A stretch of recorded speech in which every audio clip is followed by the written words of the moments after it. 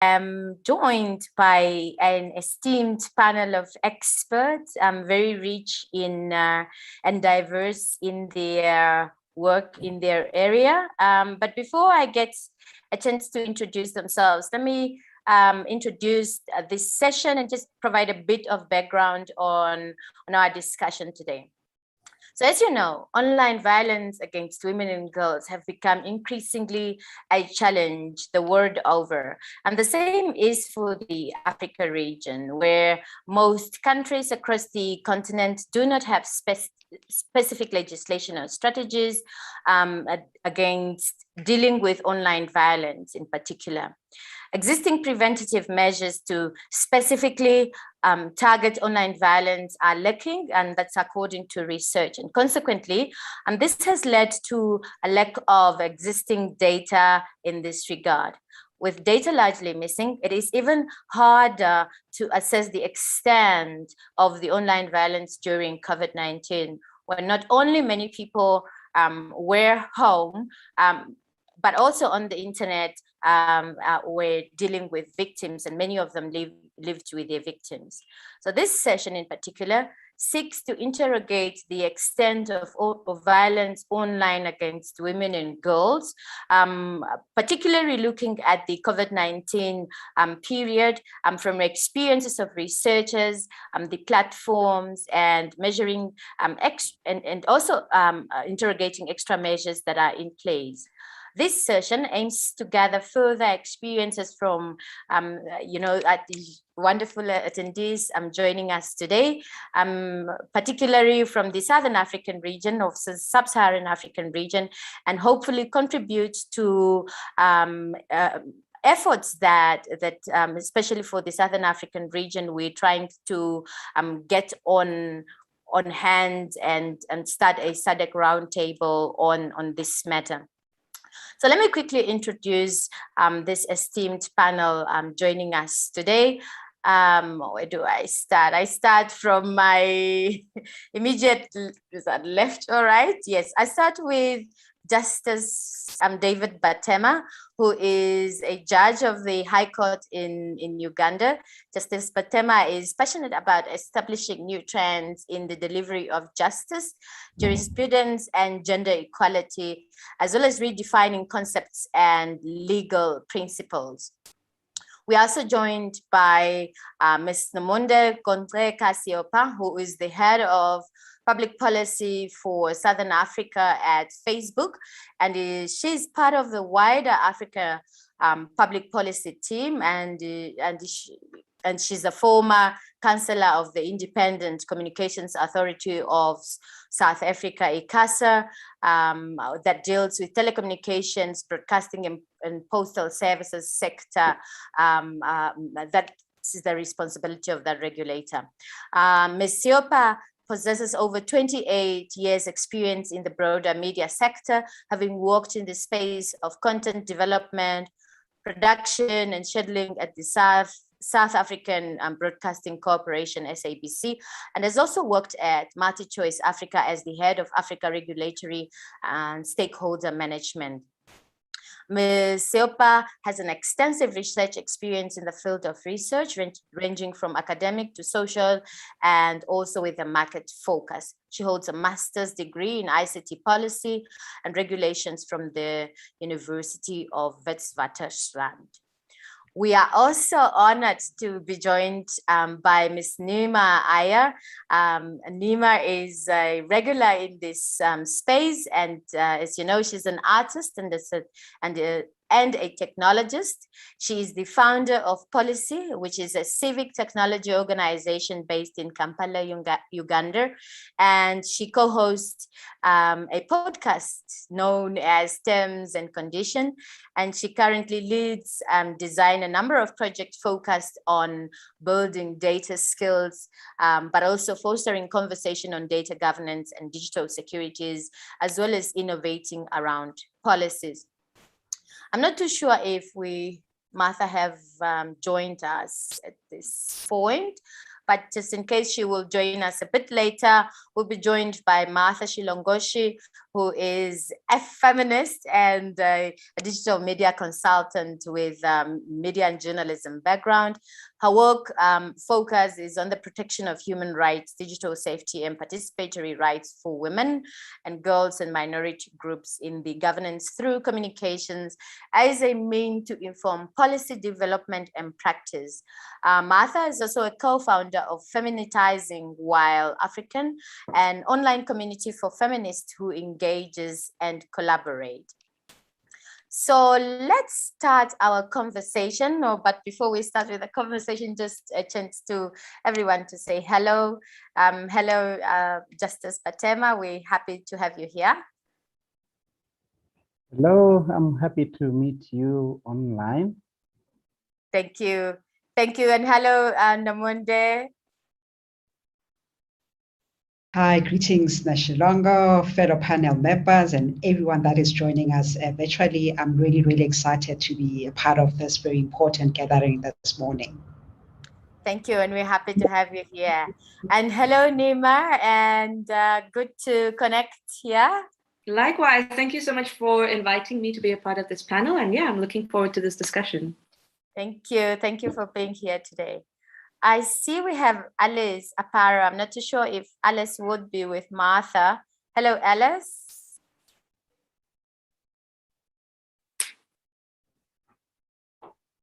Possibly not. All right.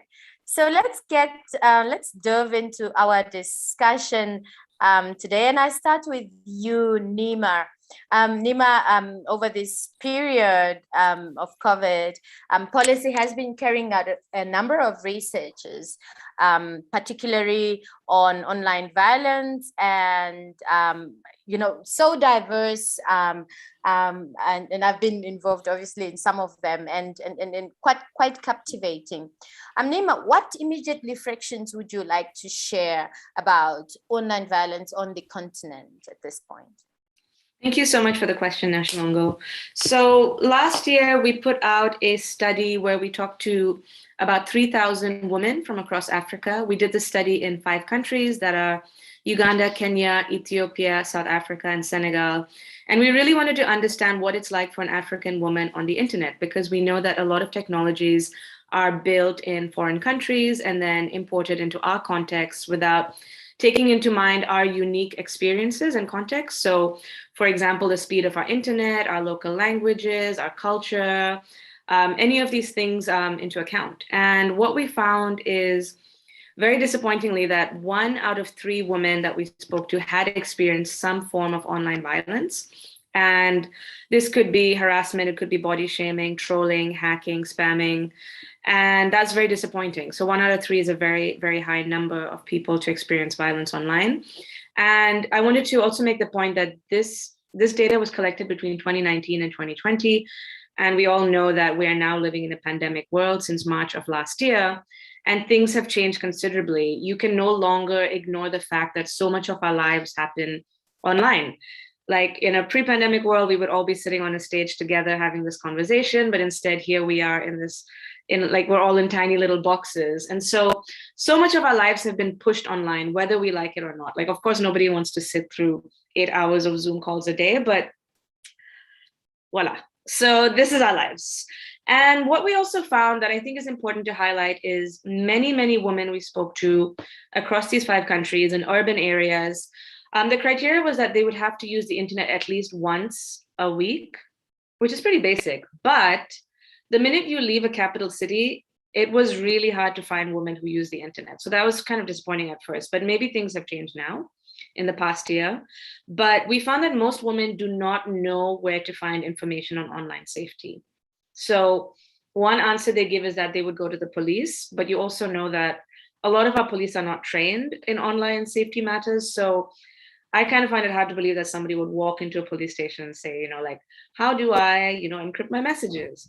The thing that I actually found most worrying is that about 20% of the women we spoke to said that they would leave an online platform or delete their profile when they experienced online violence.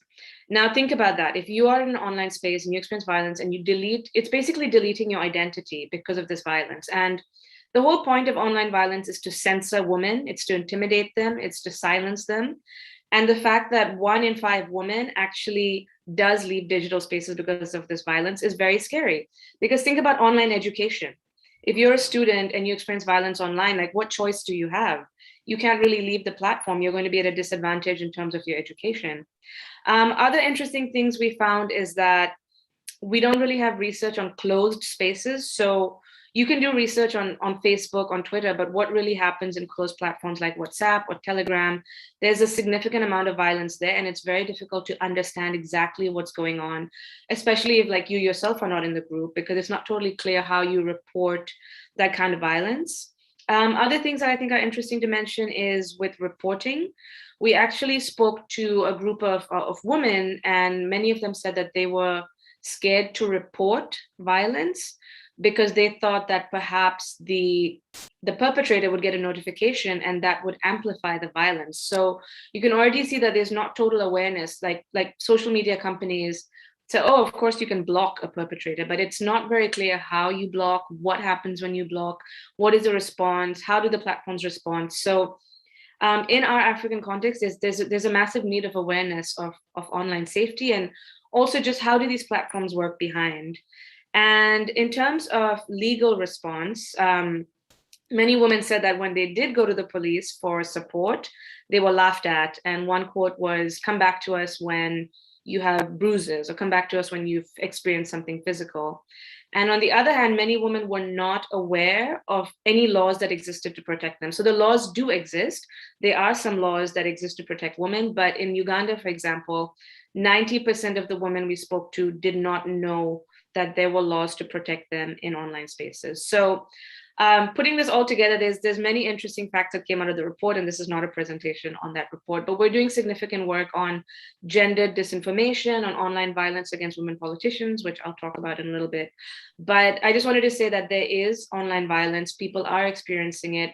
People are censoring themselves because of this violence, and there's not enough awareness about what you can do about it, what digital safety tips you can take, how the laws can protect you, and how to be safe in these spaces. So we have a lot of work to do in building safe spaces online, both men and women, and awareness, digital safety training. So lots of work to be done. So I just wanted to start with that introduction.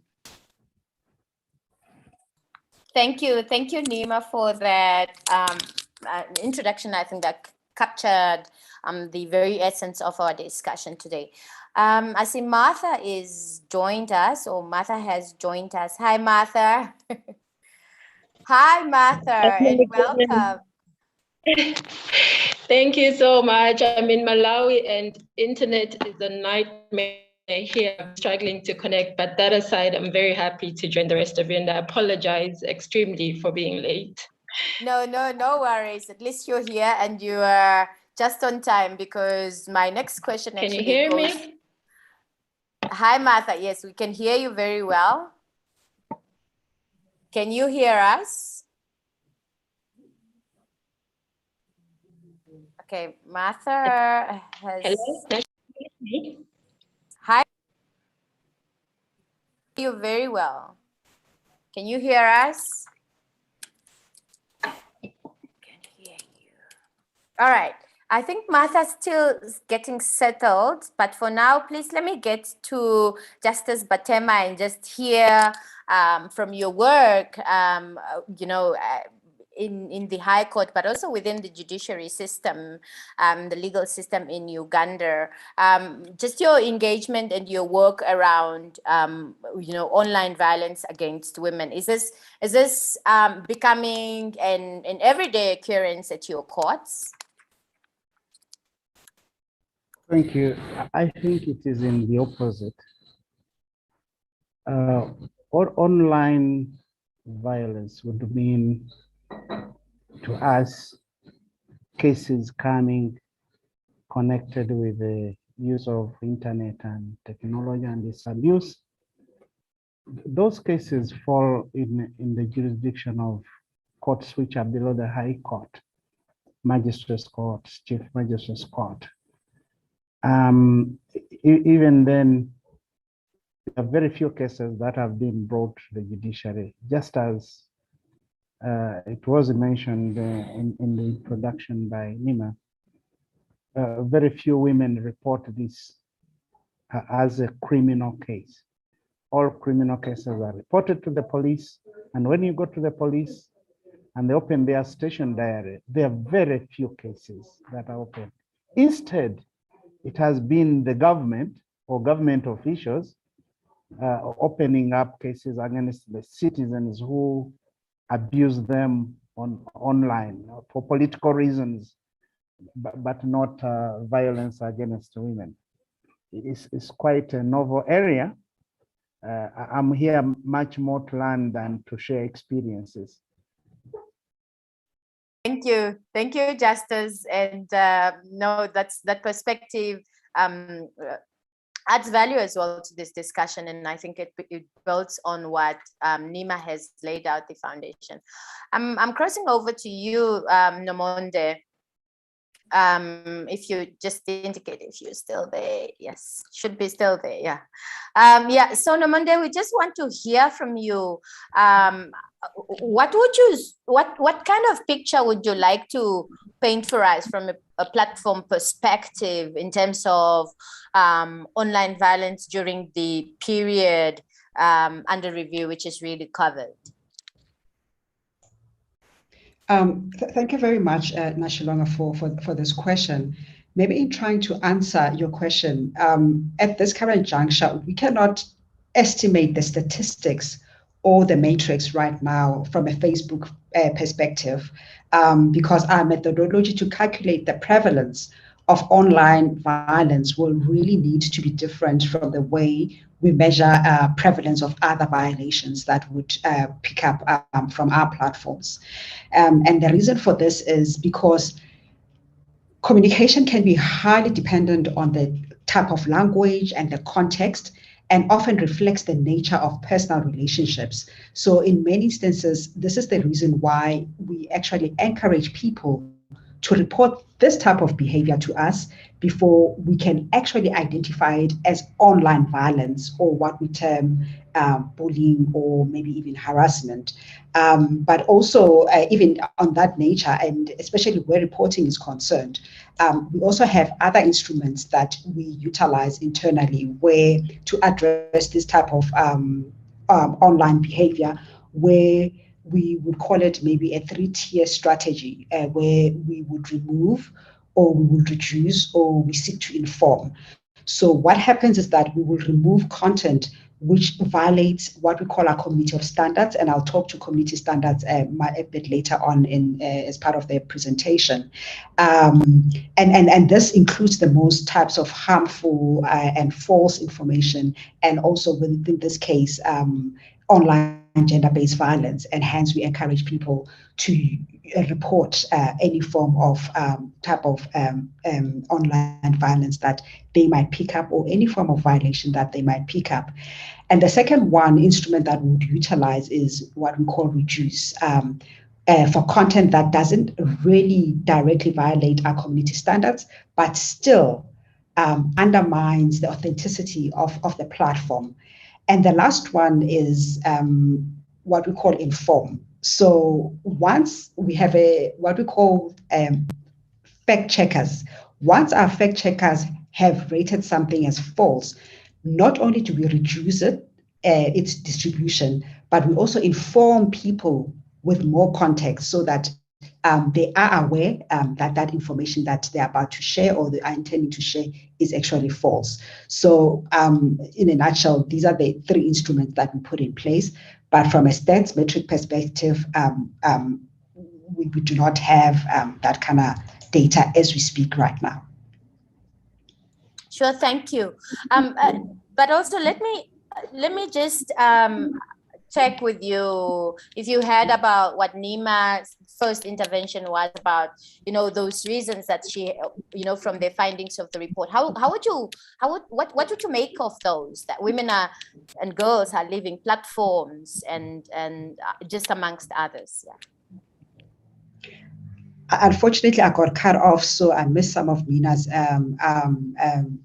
shared viewpoints, maybe if high level she doesn't mind sharing, so that I can respond to them accordingly. Or maybe as we continue with the discussion, I might pick up some of the nuances that she shares and I'll be able to respond to those.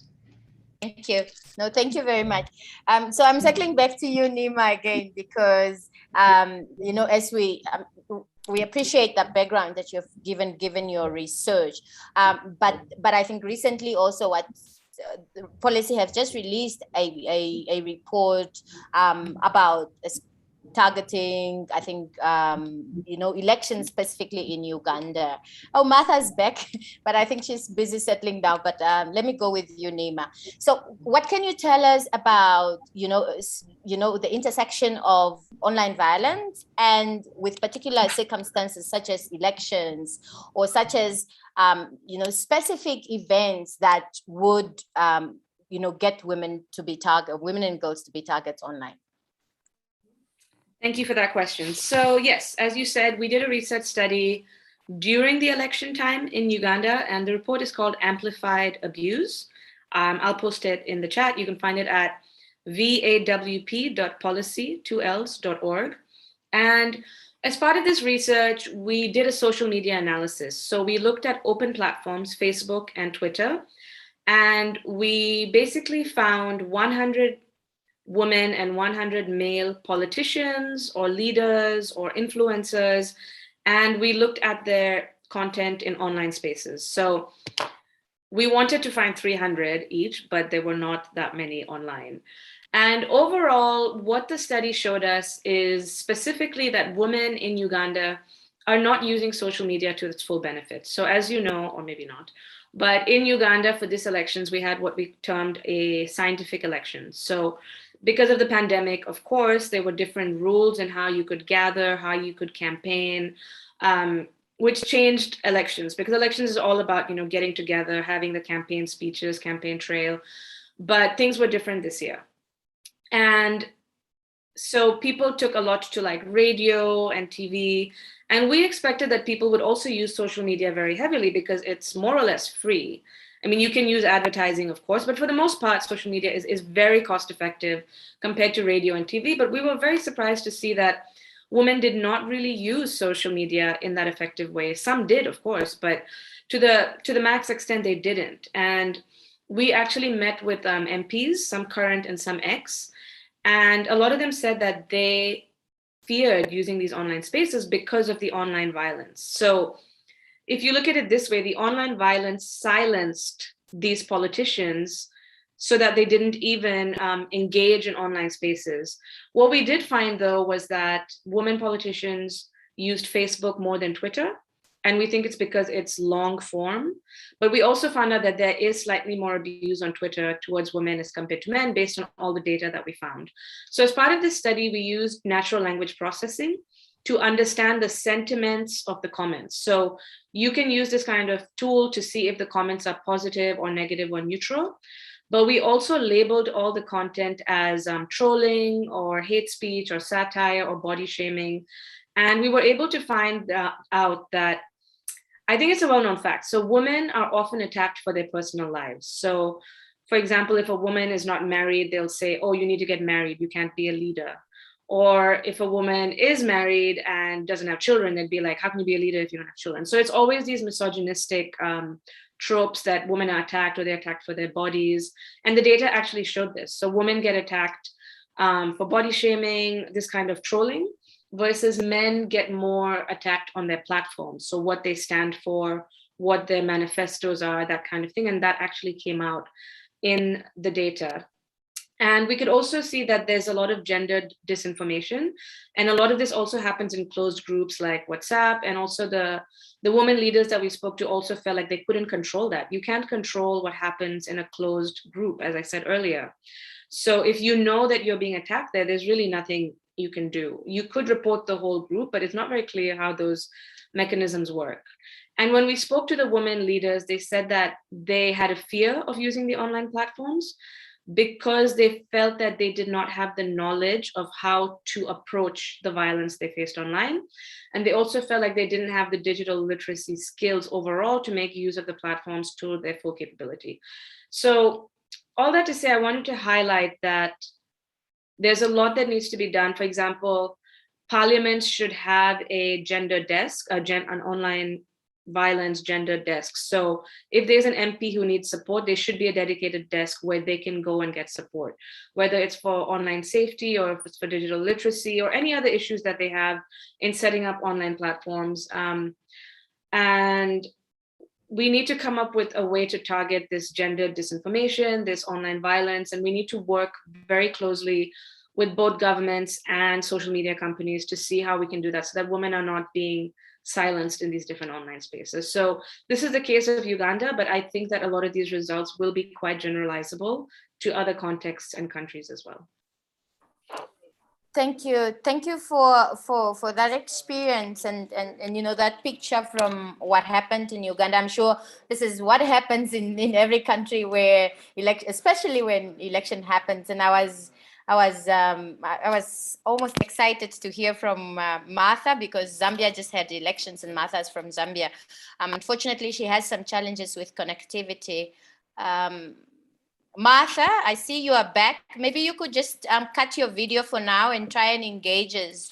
At this point, we just want to hear from the Zambian experience, especially over the past, you know, elections. What have you picked up from there in terms of online violence against women, in particular, possibly, you know, women politicians? Martha? Can you hear me? Yes, we can hear you very well. I apologize. I'm having the worst internet experience. I'm currently in Malawi, so everything is chaotic at the moment. So I've missed quite a bit of the conversation, but I'm more than happy to provide some context from the Zambian experience. So to start with, I do think that one of the things we face as main challenges as Zambian women, and particularly women in the SADC region, is safety, offline and online. And of course, we also have a lot of economic difficulty in terms of limited access to public service, public opportunities, and decision-making positions. And of course, that reality offline is amplified even further when women engage online. So particularly in the context of COVID, I think it has become much more pronounced that because women are the primary caregivers in our societies, they are structured in such a way that women are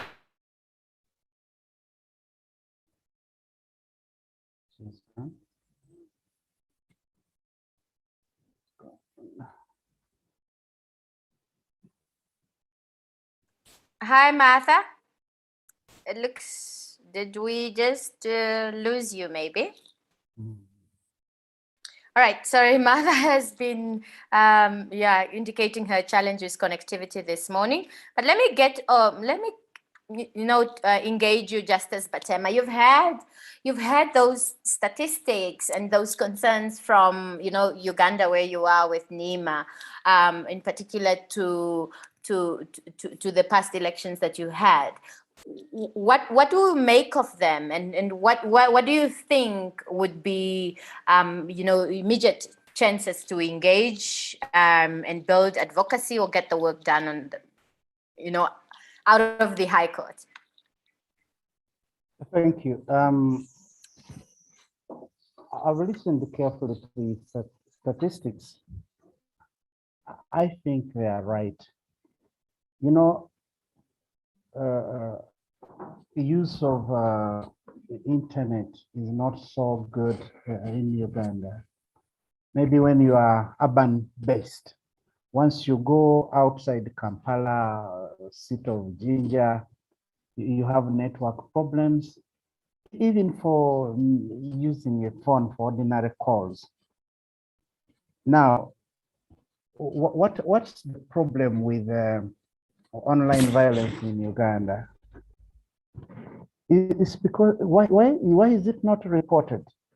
It's because the way the law has been structured in evidence makes it hard for a person to be believed when you report online violence. The old law we inherited from Britain, which we use, talks about primary evidence. Once you report a matter, the police officer would want to know, did you see, did you hear with your own senses? Can you prove beyond reasonable doubt? And these are very nasty experiences for anybody reporting. They will laugh at you if they stereotype that you are, for example, if you're a man reporting about a woman harassing you, intimidating you, say you are not man enough. So the nature of procedural law also inhibits people's wish to go and report. And now if you report, our law would require identity of the perpetrator. There will be several ingredients of the offense. And the last of all will be participation. Can you prove beyond reasonable doubt that this is the perpetrator, this is the oppressor, this is the abuser? Now, in open space, the digital space like Facebook, where people are not bound to use registered identity, it will be useless to come to court, to go to police.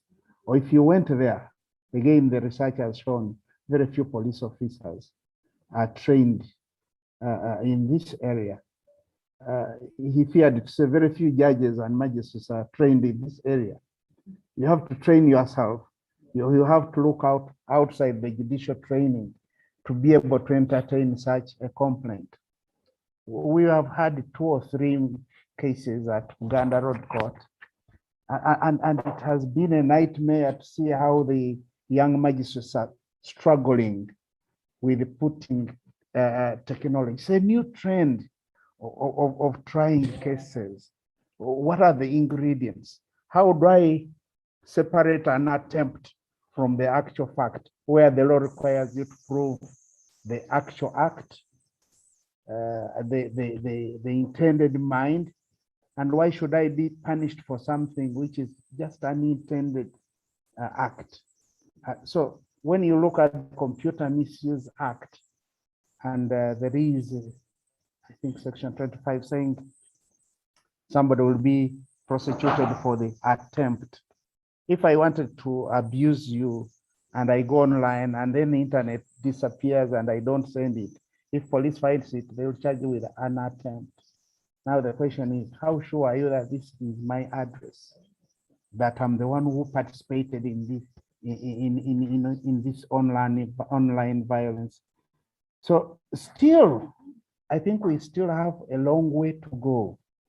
Even the members of parliament, when they were introduced to this type of technology, the online violence began within the house itself.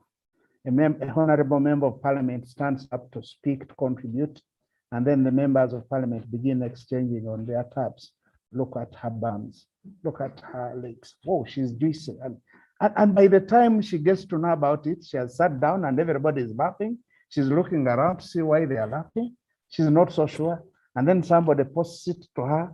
By the time she raises it, she has no ground of, she has no more time to say, oh. No, I think we are fumbling, we are gambling, we are confused right from the parliament to the courts of law to the police. And I think we might need some time, some experts to help, first of all, the parliament to criminalize it. As of now, it's not so much of a criminal offense. Because somebody will ask you, can you identify the perpetrator? And if you can't identify the perpetrator, it's okay. All the offenses were committed by, but not by this particular person in dock. Thank you, Judge. And the judge will say, dismissed for want of merit. There we go. There we are. Yeah, from what Nima and Justice Batema contribution, we seems to be having these very layered challenges that women and girls particularly faces online, and regardless of what platforms they are on. And these layered issues really seems to be needing more than, just, maybe the platform. It's really societal issues. It's so many. It's legal issues. Nomonde, from I'm not too sure if you were able to capture what Justice Batema said, but also the findings again from Nima, like women don't know where to go. What does that tell you about maybe the community standards, but also the reporting process, the reporting process, especially on the platforms? And what are some of the works that you have been doing, across the continent, in supporting especially women and girls online? Thank you very much, Nashlonga. I think I did get Nima's comments, especially when it comes to online violence and women being afraid to participate in online spaces. And this could partly be due to the fact that there's limited knowledge on how to navigate in online spaces, and also maybe limited digital literacy that's available. And hence, even from our side, as a Facebook, we do amplify some of our online digital literacy programs. But in terms of maybe some of the comments that the judge also spoke to regarding to women representation, and also maybe from an elections perspective, portrayal of women, I think for us as Facebook, whether you are standing for an election, or you are running a country or a city, or leading a political party, Facebook is committed to helping everyone safely connect and build communities. And as such, we do not tolerate any form of harassment of both public and private individuals on our platforms. So we want people to feel safe, to be able to engage and connect with their communities. So we work very hard to prevent unwanted or malicious contact on the platform. So we allow people to share and reshare posts if it is clear that something was shared to condemn or to draw attention to harassment. And using technology to proactively detect any form of bullying and harassment can be more challenging than any other violation types, because bullying and harassment are highly personal by nature. So as Facebook, we continue to invest in our proactive detection technology so we can tackle the problem and protect our community. We also have what we call human reviewers that also assist with this regard.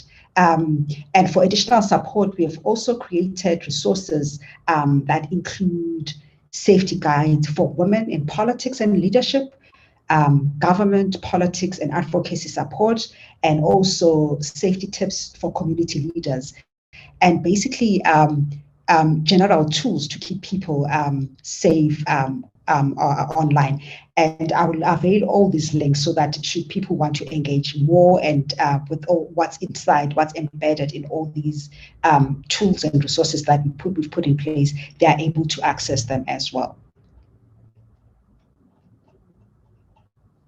Thank you. Thank you for pointing us to the tools there and the response, Nomonde. Nima, when you hear, of course, you heard what Nomonde said in terms of all the efforts that the platforms, have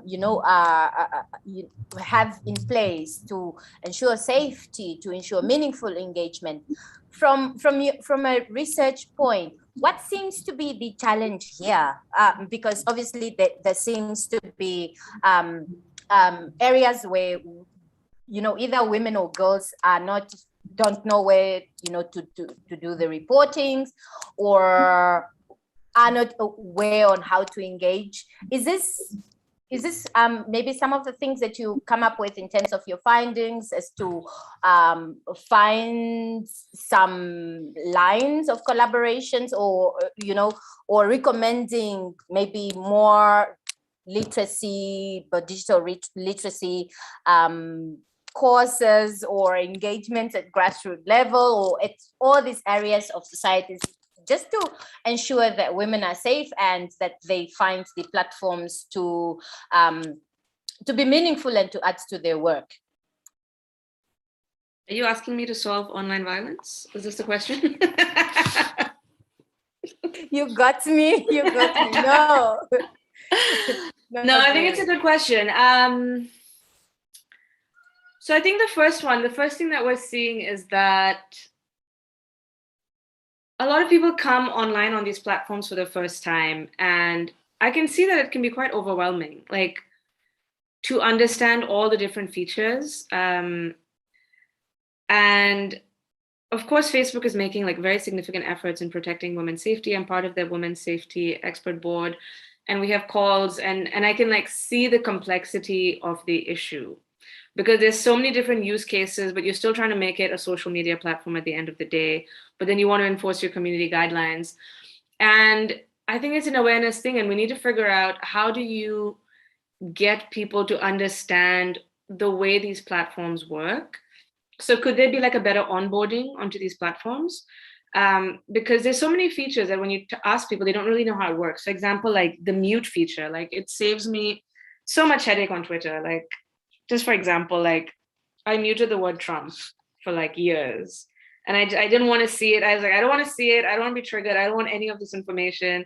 And so you can, there's, and it's a very basic thing, but I think a lot of people wouldn't know where to find it, how to use it, how it works. So if there's a way to onboard people when they get onto social media platforms for the first time, I think that would be very useful.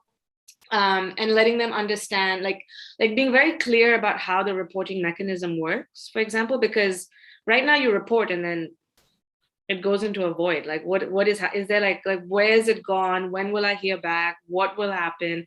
That's not totally clear. And then I think another big gap is the language issue. So a lot of social media companies, or many, do not invest enough resources into African languages. And it's like, I get it, right? Like maybe 5 million people speak this language. And these 5 million people, they're not like advertising enough on Facebook. They're just not a big enough market to, translate their whole language and make it machine readable, et cetera, et cetera. So then you have issues where like when you think about like a lot of the words on technological issues, they're very jargony, like they're very big, like surveillance, algorithmic bias. And for example, Nanjala is doing great work on like translating these concepts into Swahili, but that's like a drop in the ocean because we have so many languages. How do you talk about these issues in local languages? And then how do you like moderate content in these local languages? So part of our research, we did it in English and Luganda, and we made a hate speech lexicon. So we got together civil society organizations from Uganda, and we basically had them tell us all the bad words they knew that they had seen online, so that we can make hate speech lexicon and we can see the language against that.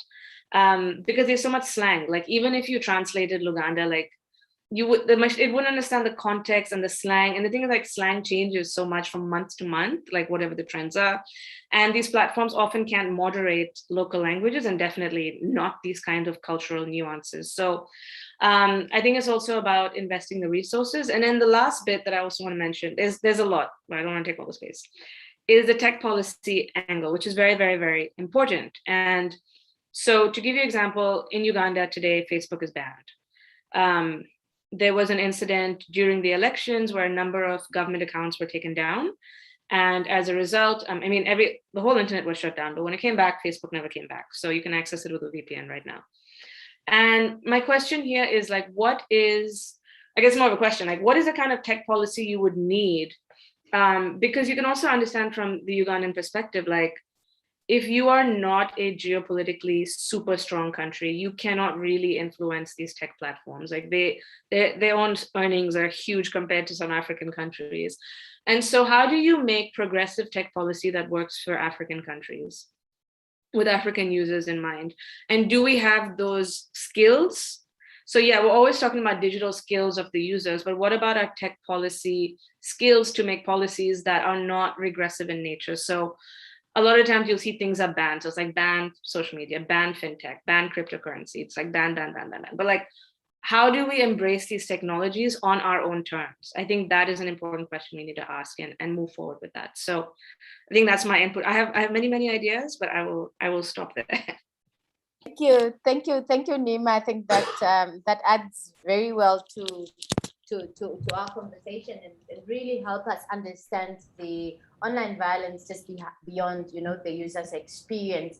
Justice Patema, there's a question for you in the Q&A, and we will be crossing over to, direct engagement with the participants in our session today. But yeah, I'm not sure if you saw the question. So the question is from Anna, and it is asking you describe the British colonial law is a hindrance. And she says she's curious whether the actual law is the hindrance or if it's rather a question of the capacity of the law enforcement. I can also share experience from Namibia where we are, that the law enforcement or capacity at law enforcement is also a challenge, and I'm sure that is everywhere else. So Justice, would you just interact with that, and maybe then I circle back to you, Nomonde, a bit later. I see Martha's back, but Nomonde, you could then ask, you could then give us your perspective in terms of how are you working on the continent, possibly, with organization to especially help with capacity of law enforcement, if that is an area that you engage with, or you have other mechanisms in the case where as a platform you engage with communities and help alleviate challenges that happens on your platform. Justice, you've got the room. Thank you. Yes, capacity. I mentioned double lack of capacity to where you are going to report the online violence, mainly the police. Perhaps we also have other systems in the local government, like the local council 1, local council 2, 3, up to 5. When you go to report there, do they have the capacity? The most common tool we have here is a phone, and I will tell you it is a recent technology. One holds a phone and can only use it to make a call, and that's that. If it means a smartphone, they are countable really. Not many in the rural area, maybe some thousands in the capital city. So lack of capacity, capacity in terms of training, capacity in terms of knowing what it means. I was talking to a fellow judge. I was saying, "Oh, I'm going to talk to some platform online," and they were saying, "What's online? Judge, tell me. Fellow judge, tell me what's online violence." And then I said, "Can I have your phone? Can we look at this?" I said, "Oh, I always receive this and I just delete, or maybe it's vulgar or it's rare comedy." And I said, "That's the online violence we're talking about. Unacceptable, unwanted."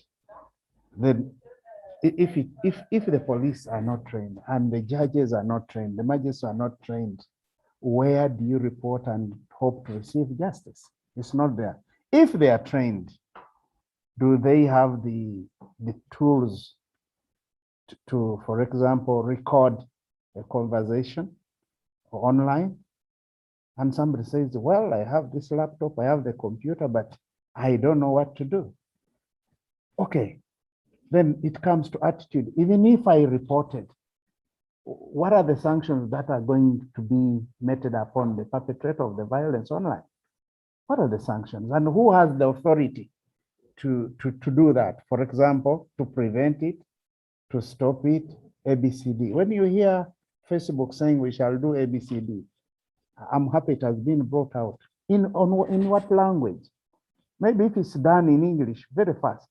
But if it's done in my vernacular, in Lusoga, and we have over 56 languages, traditional vernacular in Uganda, how is Facebook going to monitor that unless some big politician complains? And people are left without a remedy. When you come to the courts, when you come to the police, we are asking, are you looking for a remedy? And the question is, what type of remedy, and who will give you the remedy?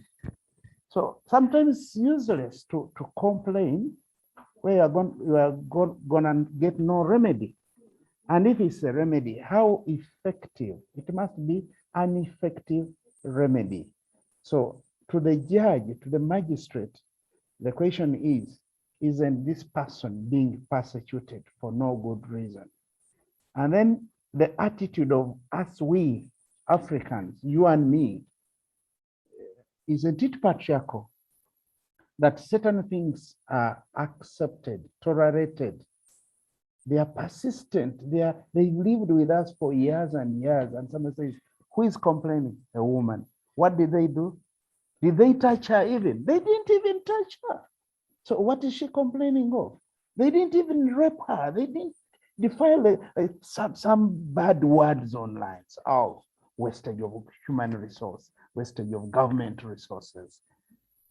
So we shall keep looking at that area to say, how has the law been worded? Does it bring out an offense? Does the parliament clearly create an offense? I'll tell you that's a big problem with our parliament. I don't know about other countries, but in Uganda, many of them are not lawmakers. They are farmers, they are vegetable growers. They are there in parliament making law on internet. They don't know. They are seeing the pad for the first time. When members of parliament were given pads in the last parliament, they gave them out to their daughters at university, or they used them to see just pictures, take pictures at weddings. And we were, it was a waste of time. And we said, why don't we first teach them how to use the internet, the computers?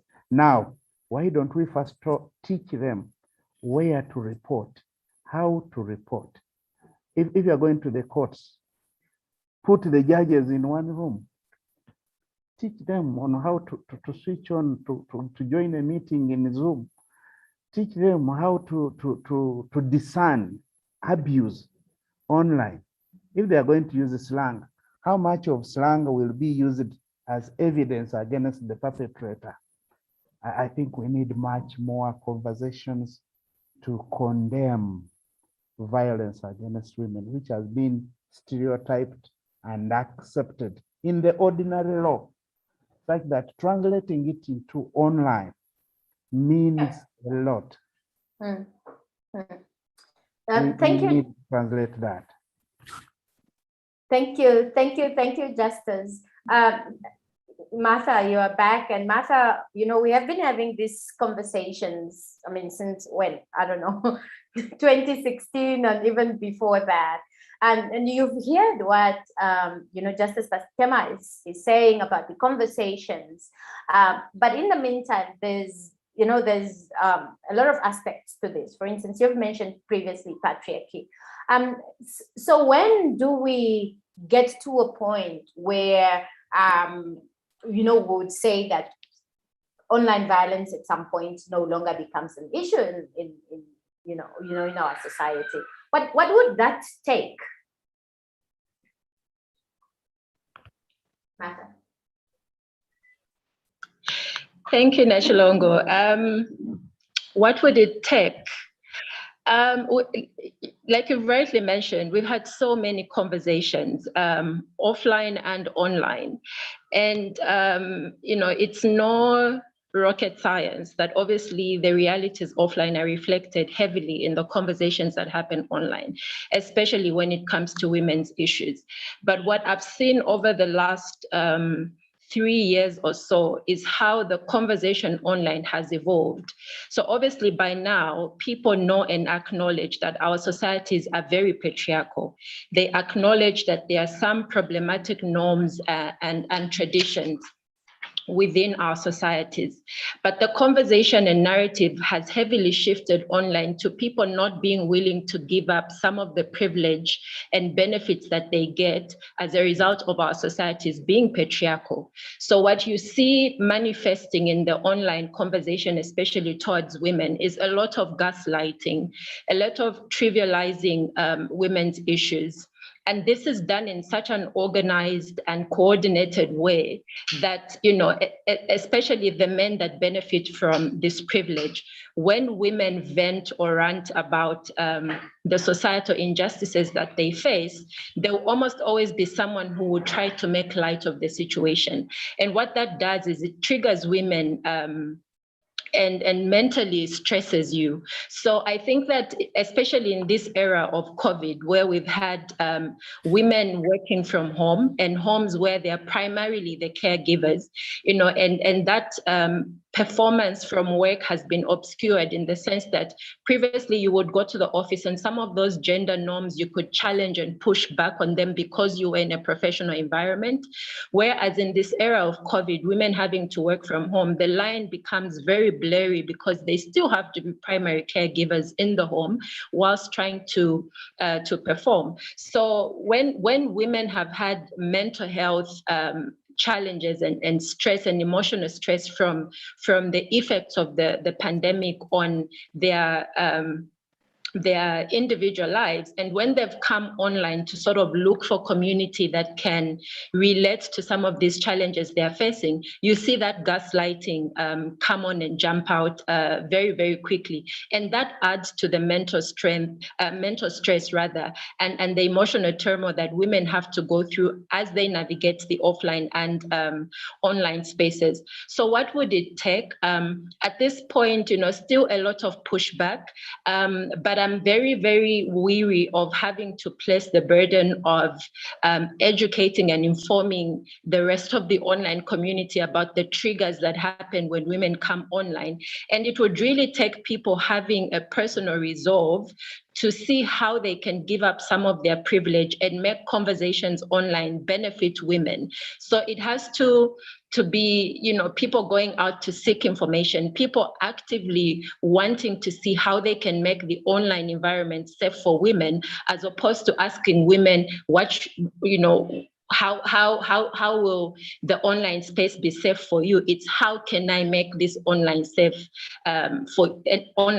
safe for you to use? So it's going to take a lot of listening from the people that hold, first of all, key decision making positions in social networks, in the innovations that are responsible for how the digital world and the digital footprint and the information society is being carved. It's going to take a lot of intentional listening and intentional leaning in from those people to make the environment safe for women, and being able to give up the privilege at individual and systemic level collectively, especially from the men, and understanding the various challenges that women have to navigate offline. And when they come online to look for community, you know, to sort of be a fallback on them, to actively listen on how to be a great support system for women, and also create enabling environments for them to be able to speak about these challenges openly. Thank you so much, Martha, for that contribution. We are 2 minutes 12, and I will ask everybody, please just raise your hand for now if you'd like to engage directly with our panelists.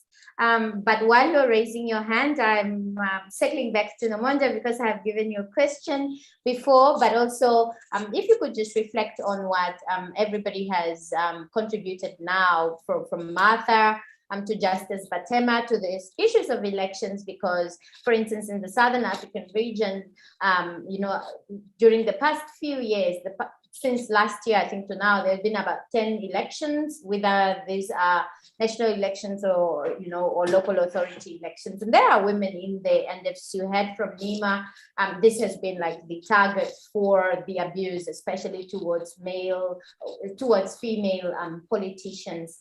So maybe your effort as a platform in terms of how do you engage at grassroots level to alleviate some of these issues, because no matter what happens, they still get reflected. It's a platform issue. So it's Facebook this or it's Twitter this. Yeah.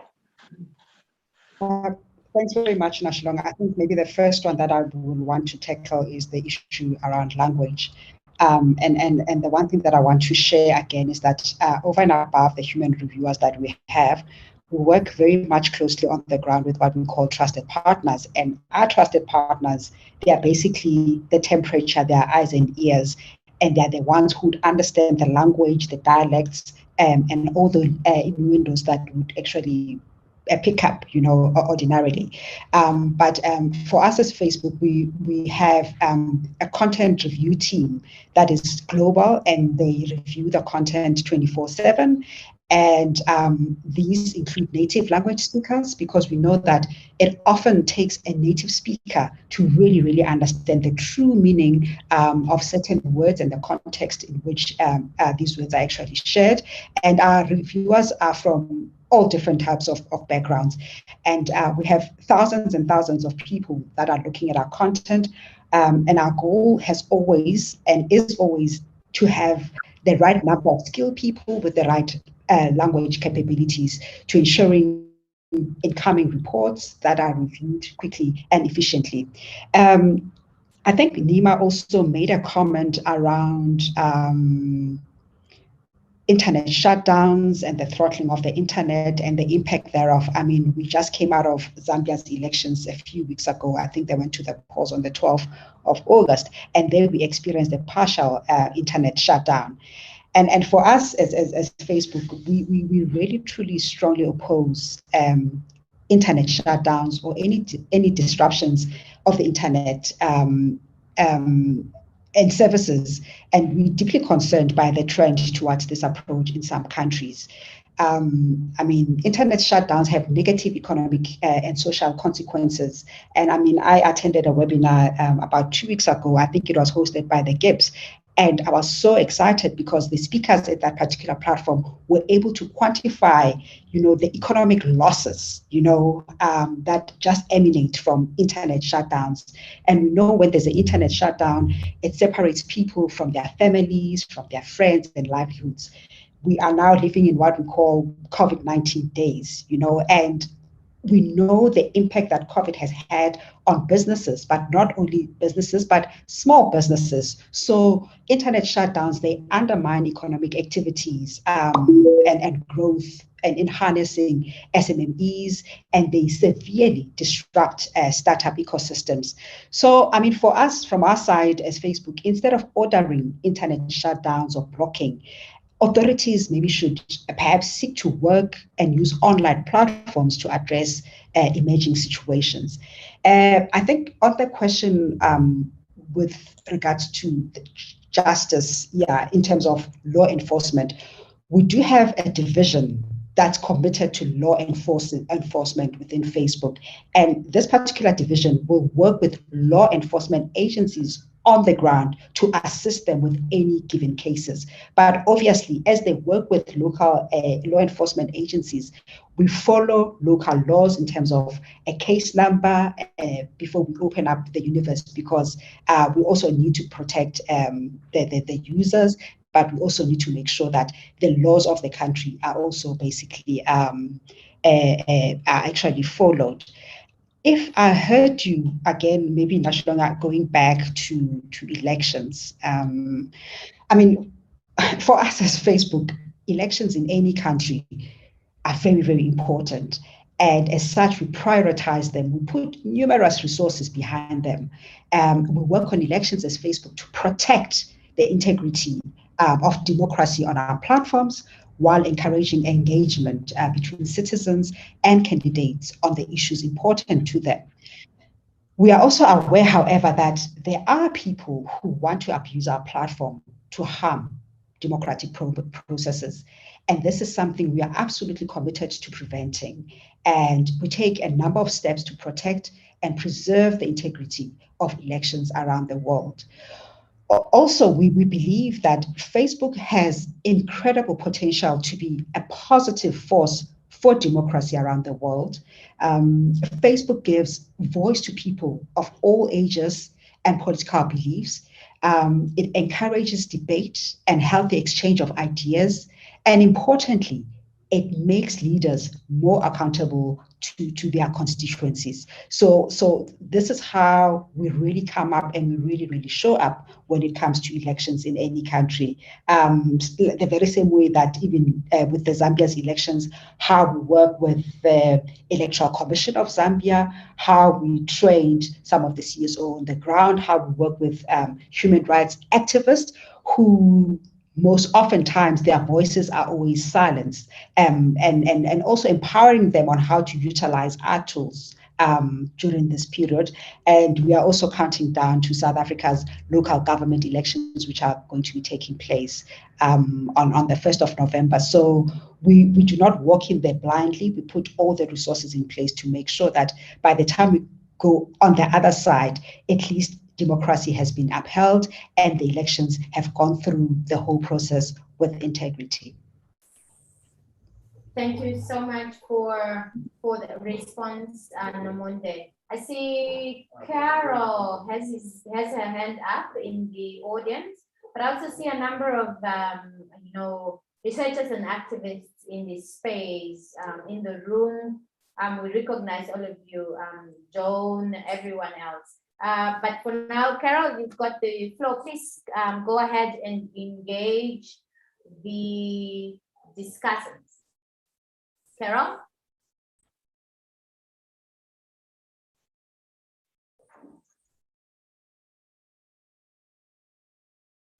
Carol, are you there?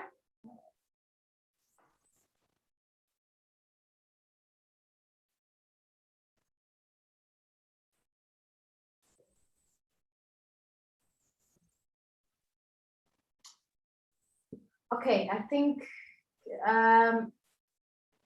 the tech team on the behind, please, if you can just allow Carol to give her a mic and let her engage kindly, that would be really good.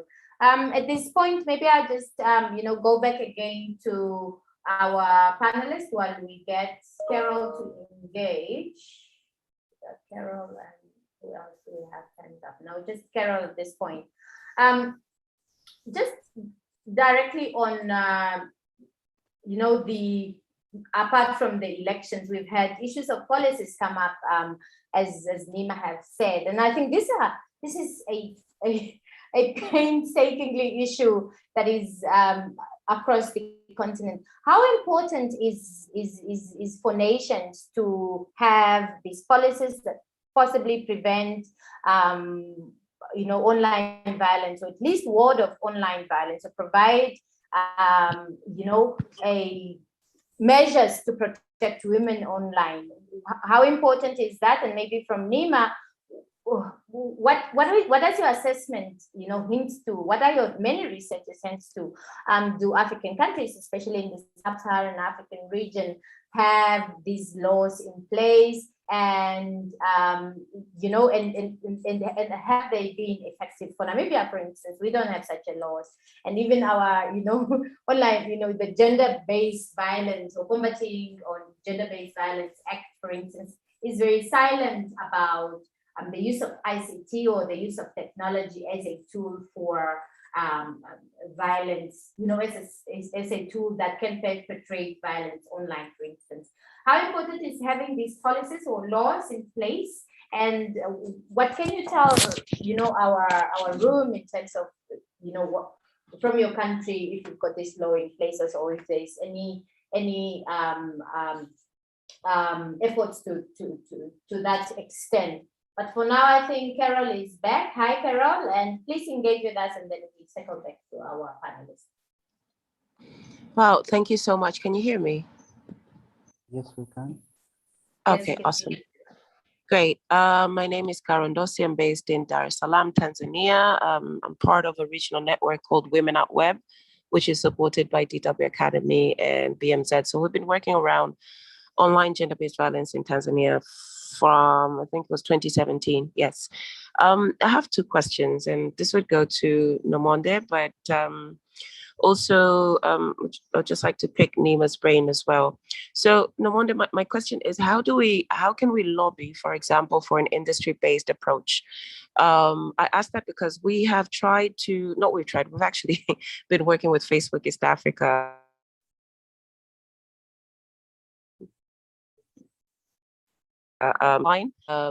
Sorry about that. So they've been very supportive of our helpline. We have a 24/7 helpline for online gender-based victims where they can report any incidents, where we also link them with legal support and psychosocial safety support as well. But always when it comes to the platforms, taking down the content in time that it doesn't cause, even more damage, it becomes an issue. And for example, or in an instance where you would have maybe NCI or maybe revenge pornography cases, and the images are maybe on Facebook and on Twitter, it would be relatively easier to get Facebook to take down the content than it would be to get Twitter to take down the content. So how would you suggest we lobby for an industry-based approach where we can really get that holistic platform accountability, across the platforms, in a way that when we do want to, bring a certain case to attention, is there something like that? I know there was a movement or a coalition that was being pioneered by World Web Foundation, but I'm not sure how that one works. If there is some kind of structure that can actually, employ an industry-based approach, involve all the platforms, that would be great. But if not, how do we lobby for such a thing?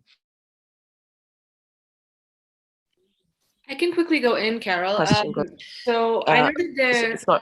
Oh, sorry. Sorry. Yeah, so Nima, I know you with policy.org, and you have enough experience with policies. What we've come across is we've tried to bring to attention the ICT Commission how the ICT policy as it stands today does not really cater, or it doesn't really have any gender mainstreaming, as much as they claim that it does, right? But there's nothing really specific about women, considering the existing digital gender divide in Tanzania. So in the event where you would find a policy that addresses perhaps something as vague as gender, but does not, speak into any disaggregated data, how do you suggest we lobby for such a thing without also being called the angry feminist, or you want to make everything about women, and still, push for inclusion as it stands? Thank you. I know that was a mouthful, but hopefully you got a lot there. Yeah, I'll quickly answer I don't know if the first question was intended for me, but I do have a small answer for that. So there is a coalition of organizations that works together to report to these different platforms. So you can definitely get on that. But I was giving a training last week, and this was an organization in northern Nigeria, and they had just gotten so frustrated with a lack of response from platforms.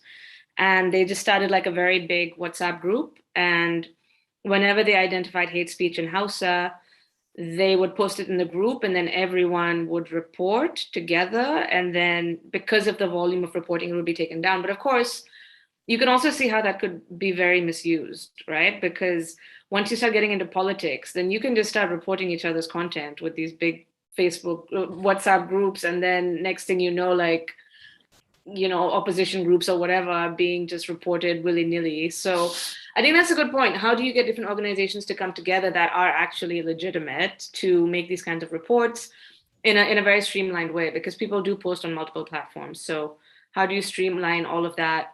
Because I can also imagine for social media companies, it can be a lot to content moderation in itself, it's so difficult. I never want to downplay how difficult it is to moderate human beings and their thoughts. So I think, so this coalition does exist, and I think it's very useful as a streamlined way of getting this content.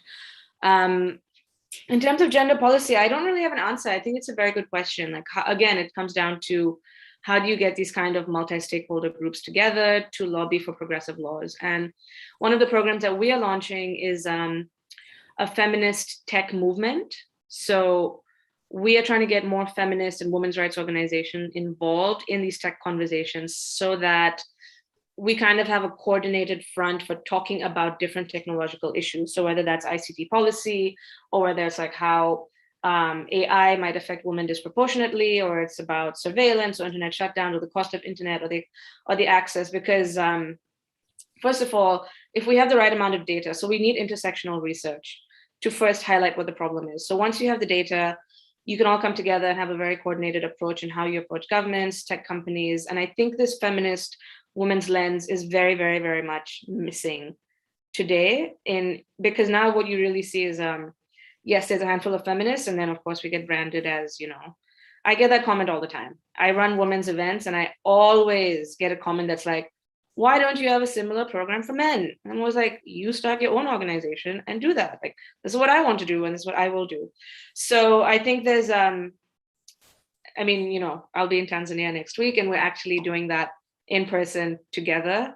So a lot of work needs to be done there. There's another question for me.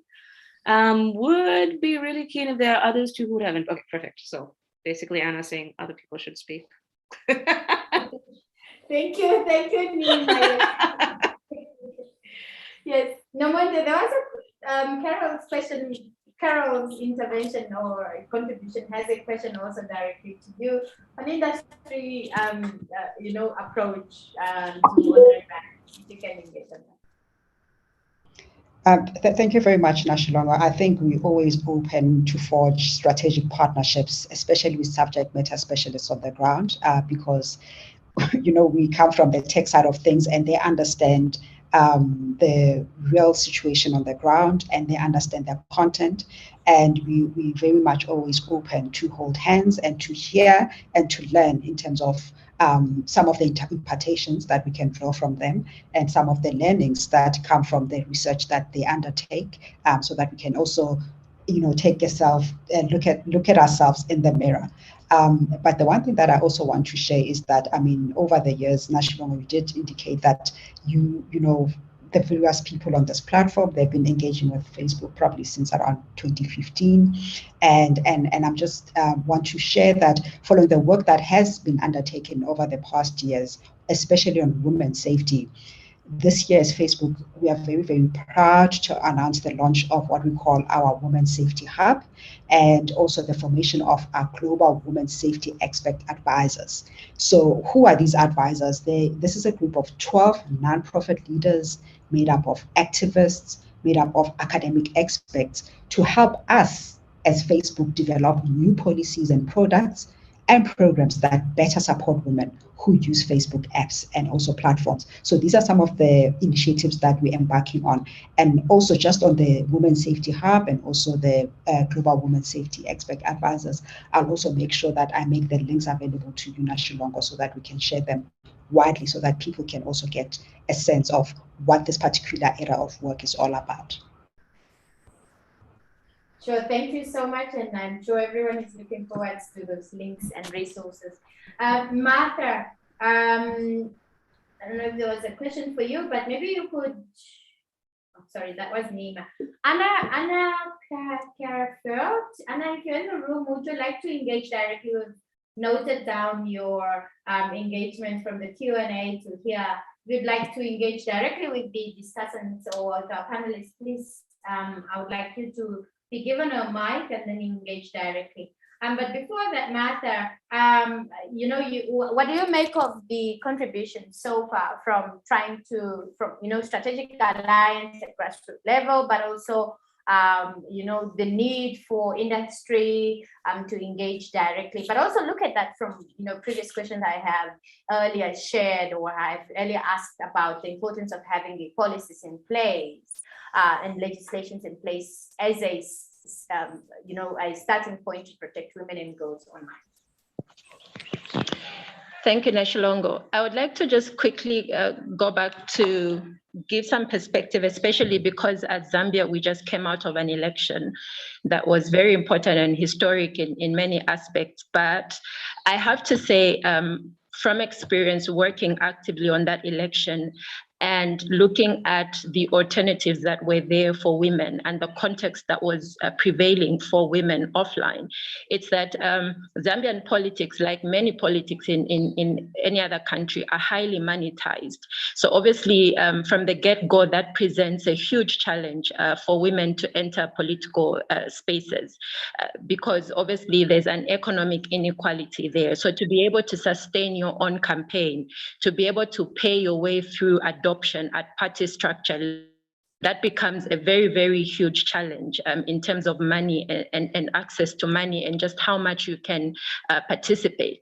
So online spaces and companies like Facebook, for example, social networks like Facebook, for example, really, really become important in providing space and agency and voice for women in political spaces. So I really do think that it's important to look at some of those things. Of course, I know that, you engage directly with the local perspective, but it would be important to see, how else do you support women, especially recognizing the issues of money in politics and how you can enable them to have visibility online. Because one of the things that came out of my work with this particular election is that women were barely visible in the election campaign. And even when they were visible, it was, because they were foot soldiers for the political parties, basically selling the male candidates that were adopted. So women were still,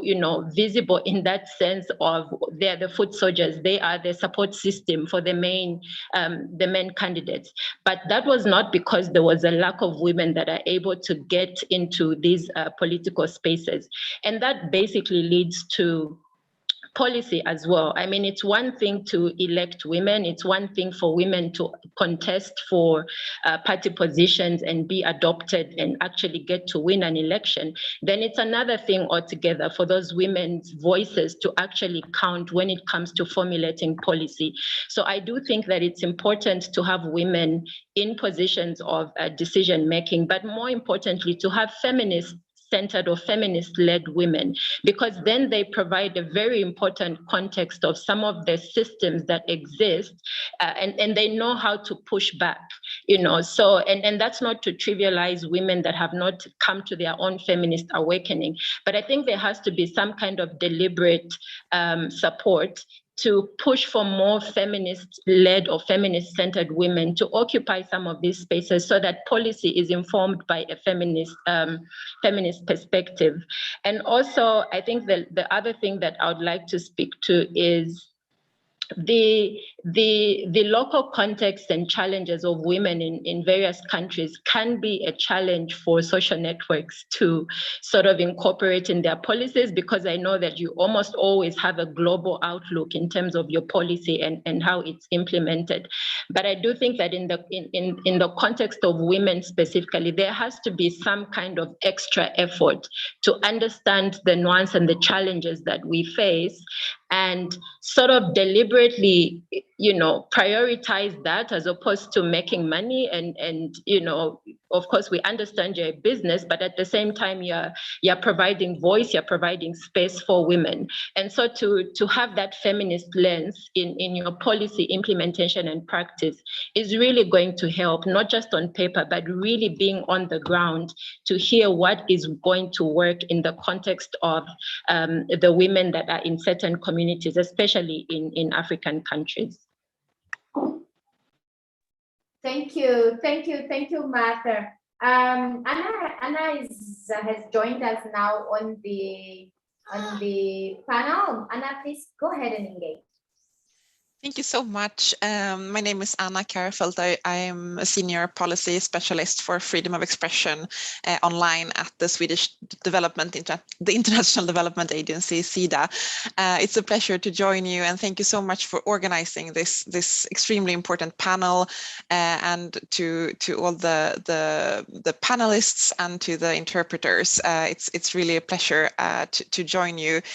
I'm curious to build upon what you brought up, Nima, in terms of coordinated efforts in reporting and in collecting evidence or with testimonies on abuses that are happening. I think this was really interesting what you were saying, Nima, about the informal coordinated efforts.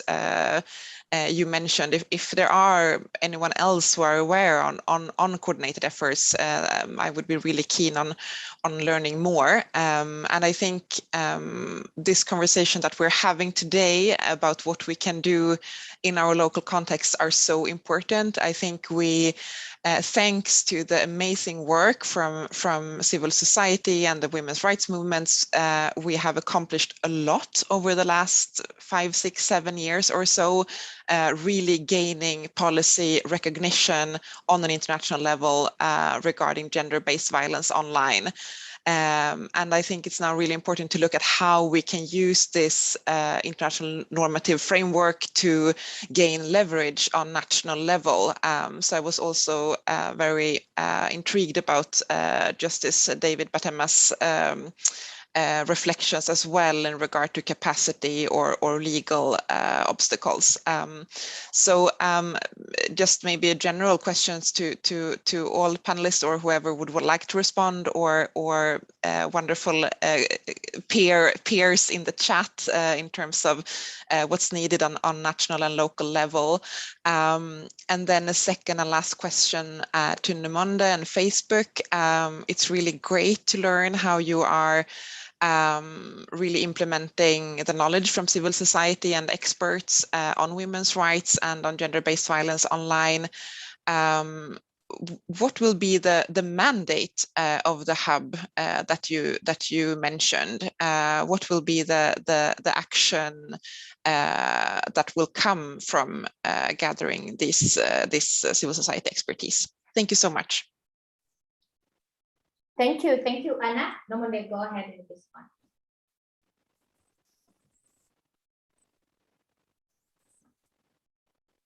Hi, Nomonde. Sorry, you are still muted. Yeah. I think you are still muted.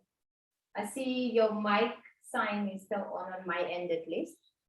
So if you could go ahead and respond to Anna about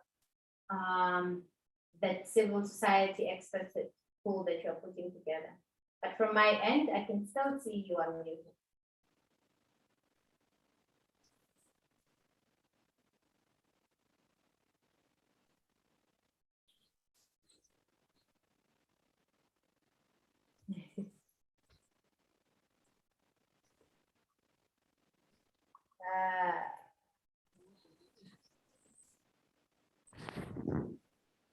Oh, okay.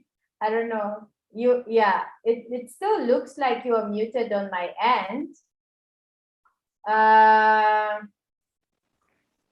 Would it be your laptop? I'm not too sure, but I thought that.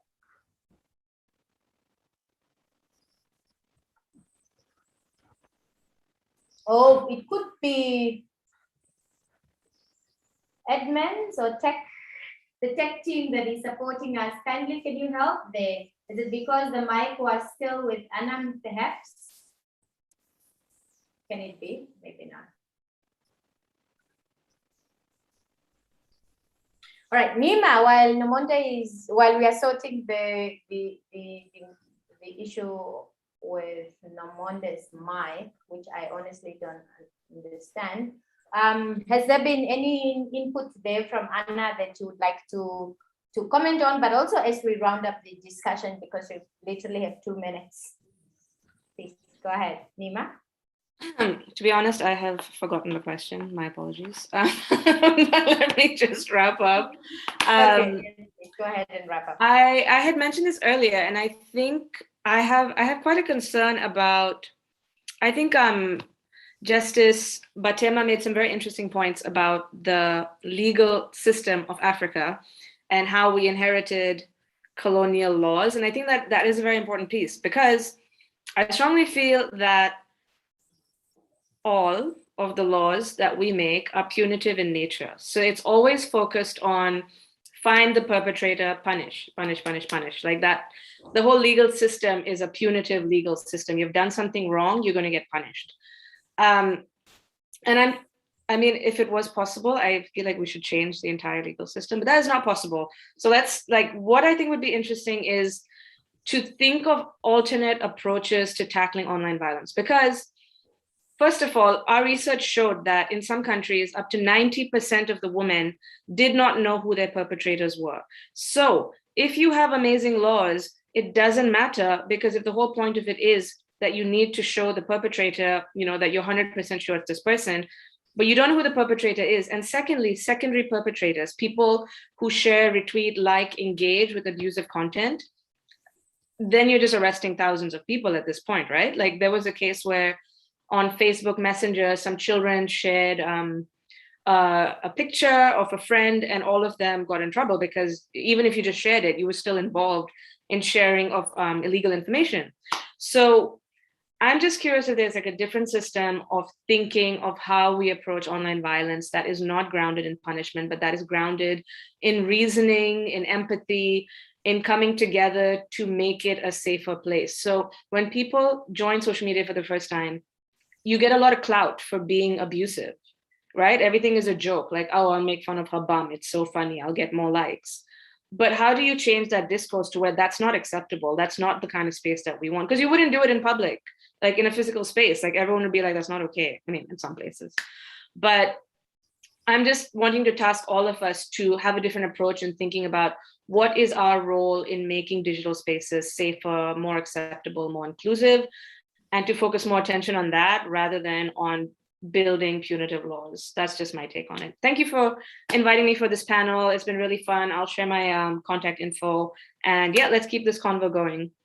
Thank you, Nima, for that contribution, and I like that approach, and I think it's also always something that I relate to about how do we make the laws more educative, more encouraging, and not too punitive, like you mentioned. Yes, I move over to Nomonde. Could you try again your mic? There was a question for you from Anna before, but also your concluding remarks as we wrap up, please. Okay, can you hear me now, Nashilongo? Yes, I can hear you very well now. Okay, great. So the question was the role of the expert group. So with the help of the women's safety experts, they've actually helped us to develop stronger policies to protect users from online abuse. And they've also assisted us with the tools to control most of the online experiences. So as Facebook, we rely on sophisticated technology to combat the sharing of non-consensual intimate images. And I think Nima touched on this earlier on. And we've also additionally have also developed a number of resources to help ensure all women basically do feel safe using our platforms.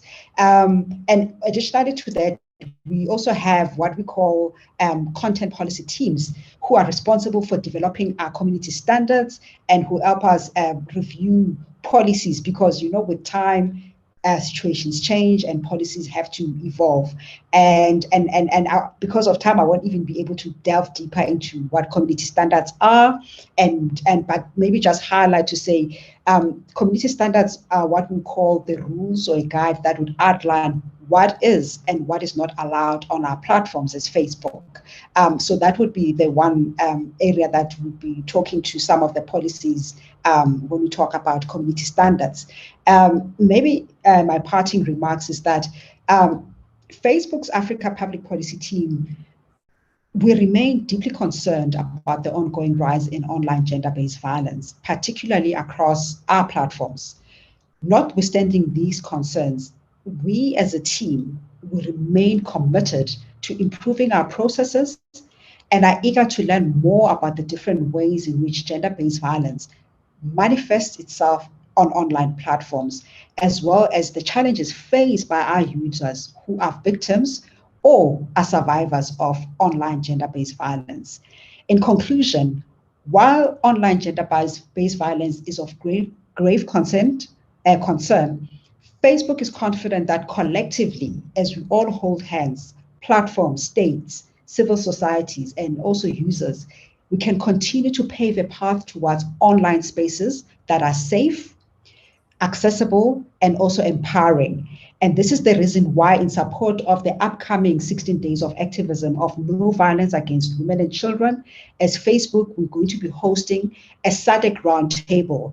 And this engagement will be taking place at a date to be confirmed in November. First, we will be embarking on a research across 7 SADC regions, and the research findings will shape and inform the outline of the planned roundtable. And when the time is right, I'm sure we'll be able to reach out to all of you who are here on this platform so that you can also participate on this particular roundtable that we're planning to be hosting in November. Thank you. Thank you. Thank you, Nomonde. Martha, I cross over to you and just your parting shots as we round up our conversation today. Thank you very much, Nashilongo. I think for me, my parting words would be, I would really like to see more people realize that preventing and responding to online violence towards women is really shaped by a lot of the digital divide. So if we can really, really support initiatives and even innovate around reducing the digital divide, we could make some kind of headway in how we respond and how we can prevent online violence against women. I would also like to see judicial structures invest heavily in awareness, not only for the workers, but some of the perpetrators that they get to have in their custody, about body autonomy, about not policing women's bodies, because a lot of the harassment that we see online is rooted on wanting to control and police how women exist. So I would like to see a lot of awareness and education, especially for the officers that handle the cases that are reported, because it's been proven, there's a lot of data to support that women don't report specifically because of how their cases are handled by the judicial structures. So I would like to see some kind of initiative and support towards that.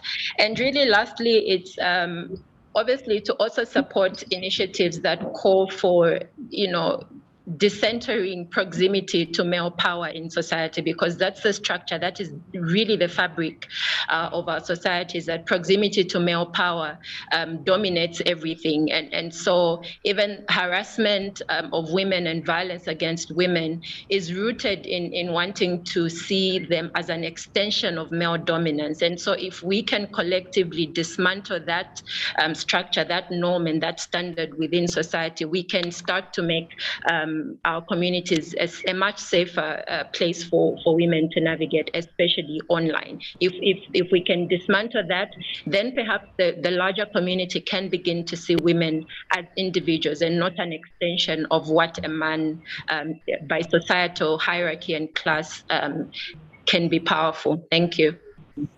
Thank you, Martha. Justice Batama, we were so honored to join us today, but also most importantly as an ally of our work and believing in women and gender equality. Can we kindly have your concluding remarks, as we wrap up this conversation? Thank you. My parting remarks really about the legal framework, the regime.